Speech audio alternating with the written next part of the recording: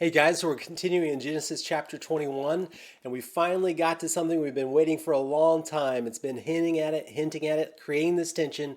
Will Abraham and Sarah be able to have a baby? Well, Isaac is finally born. In fact, keep in mind that from the very beginning, when we were first introduced to, that time, Abram and Sarai, remember it said Sarai was barren. So that's been a tension through this story. Will God be faithful to provide in this way?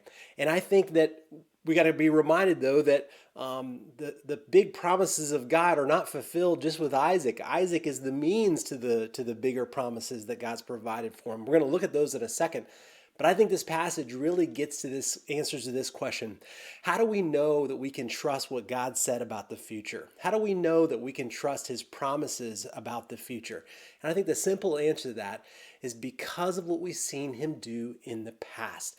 And I think it's important as Christians for us to be reminded, to remind ourselves of the small things, the big things that God has done for us, the ways that he's showed himself to be faithful in our lives so that we can be reminded and have hope in the future promises that have yet to be fulfilled that he's given to us. Imagine the Israelites. They're wandering in the desert. They're reading this text that Moses has given them in the Pentateuch that includes this passage, and they're about to enter into the promised land. It's important for them to realize that, okay, the fulfillment of a lot of God's promises are about to happen, but we know that God's going to do that based on what we've seen him do in the past. In this case, God miraculously brings a baby to two very elderly people. But first, let's be reminded of some of the things that God has promised to Abraham. And these are all statements that God has promised without condition. In other words, he's said, I am going to do this. I will statements. So let's review these. God told Abram when he was in Ur, I will show you a land. He said, I will make you into a great nation. He said, I will bless you. He said, I will make your name great. He said, I will bless those who bless you. I will curse those who curse you. He said, I will give you this land. Remember when he walked around all of that land and God said he was going to give it all to him. Now, a lot of these promises in small ways hinted at, we've seen them occur. We've seen God bless Abraham clearly. We've seen God bless others through Abraham clearly. But here in this passage, we're going to see that God, the ultimate promise in terms of the land, the great nation, all those things are not yet realized. And of course, we see in verses 1 through 7 the birth of Isaac. And I want to call your attention to a couple of things in verses 1 and 2. The Lord visited Sarah as he had said. God does exactly what he says he's going to do. And the Lord did to Sarah as he had promised. Look at how it's emphasizing all these things to remind the reader, to remind Isaac and Abraham that this is what God said he was going to do. This is what God did.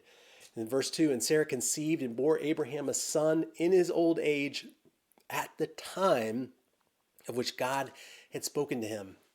In other words, God does it on his timing. God has perfect timing for his promises, and he fulfills and does what he said in the time that he said he's going to do it. Abraham responds with obedience, circumcises Isaac on the eighth day. See in verses 8 through 21 a very peculiar interaction with Hagar and Ishmael that almost seems cruel. And I think in some ways it could be interpreted that way. But there's some, and it reminds us a very parallel of the experience we saw earlier, where when Hagar was pregnant, Sarah was jealous. They had a conflict between the two of them, and Sarah said, "I don't like her. Get rid of her." And Abraham said, "Do whatever you want." Drives her out, and I think so. It's very parallel, but there's a couple of distinct differences. First of all, in that first instance, Abraham didn't want her or didn't care if she went or didn't go. In this instance, it's very clear that Abraham wanted her to stay. In the first instance, I think that was against what God wanted because God wanted Hagar to go back. In this case, God actually says to Abraham to send her away. And God provides miraculously for Ishmael and for Hagar.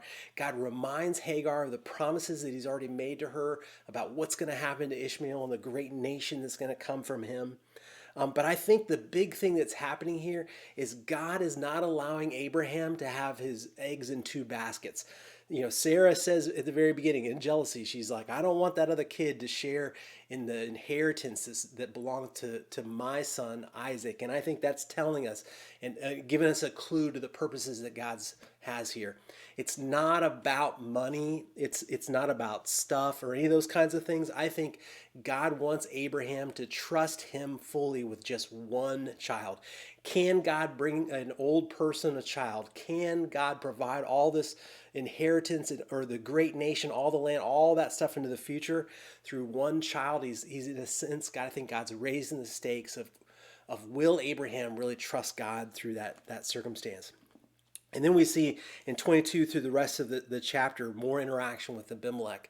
He makes a treaty with him because Abimelech sees that the favor of God is on him. So Abimelech wants to be a part of him, wants to be aligned with him. And I think that's giving us little images and a foretaste to how the other nations can be joined into what God is doing. They have a conflict, but Abimelech is just unbelievably gracious with Abraham. Abraham, and they work through this conflict, and then it ends with Abraham worshiping God. And I think all of that section is really to highlight that the big promises are yet to be fulfilled. He's still a sojourner. He's still wandering a land, living in tents that don't belong to him. I want to read a passage from Hebrews chapter 11. It says that by faith Abraham obeyed when he was called to go out to a place that he was to receive as an inheritance. And he went out not knowing where he was going. By faith he went to live in the land of promise as in a foreign land, living in tents with Isaac and Jacob, heirs with him of the same promise. For he was looking forward to the city that has foundations, whose designer and builder is God. God said that he is going to be the one to make Abraham's name great. He's the one that's going to make a great nation out of him. Recall back to the other city, the other great city that we've seen in Genesis, the city of Babel, where they said, let us make for ourselves a great city, a great name for ourselves. Brothers and sisters, we don't build a name and build a city that lasts for ourselves. That is something that God does. What God is doing in our lives is something that God is doing in our lives. He's the one that's doing it. We don't accomplish these things in our own power. We just submit and follow him. And I just want to encourage you guys to be reminded of this idea that how do I know that the future promises that he's given me are going to come true? Well, I can look back and remember what he's done for me in the past.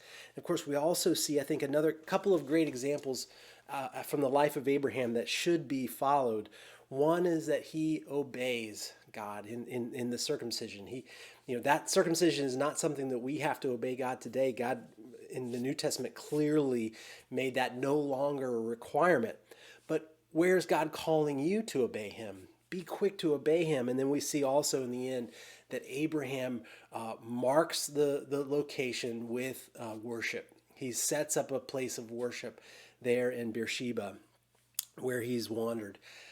Guys, our lives should be marked by obedience and following God and in worship in following him. And be reminded that I can trust him about the future because of how he's been faithful in the past. What are those things that you can be reminded of, that you should remind yourself? Maybe you can remind one another in your family, or remind one another within your intentional community of the ways that God has showed himself faithful, because where he's been faithful in the past, it builds our confidence to be in his faithfulness in the future.